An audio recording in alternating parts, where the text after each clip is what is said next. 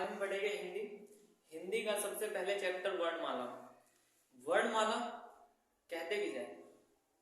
वर्णों के समूह को वर्णमाला कहते हैं। किसे कहते हैं? वर्णों के समूह को वर्णमाला कहते हैं। मूल संख्या होती है इसमें कितनी? 44 और कुल संख्या होती है इसमें 52। मूल संख्या 44 किसके आधार पर बताई गई? पंडित कांतर प्रसाद जी के द्वारा मूल संख्या 44 बताई गई है। इसका वर्गीकरण 3 भागों में हुआ। कितने भागों में? 3 भागों में। सबसे पहला उच्चारण के आधार स्थान पर और वायु संवेग के आधार पर।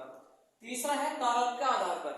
यानी कि इसमें 3 पॉइंट है, तीनों को अलग अलग तरीके से पढ़ाया जाएगा। इसमें जैसे कि उच्चारण के स्थान पर है, उच्चारण के स्थान पर 4 संख्या होती है। कितने? 4 संख्या, यानी कि 4 प्रकार की।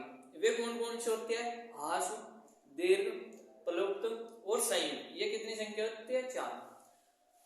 ये किसके आधार पर होती है? स्वर। अब ये स्वर क्या होते हैं? जिनको उच्चारण करते समय कम समय लगता हो उसे क्या बोलते हैं? स्वर। स्वरों की संख्या कितनी होती है? 44। कितनी संख्या होती है? 44। तो इसमें 44 संख्या होती है स्वरों की। वे कौन कौन सी होती है? जैसे ए हुआ, आ हुआ, ई हुआ, बड़ी ई हुआ, उ, ए, री, ओ। ये संख्या होती है 11। देखो मूल संख्या तो होती है 11। अगर स्वरों की संख्या पूछते हैं, बहुत सी जगह 13 बतलाई जाती है, ठीक है भाई। तो उन 13 में अंग और ए वे क्या होते हैं? हमारे आयोग वा या नपुंसक वर्ण।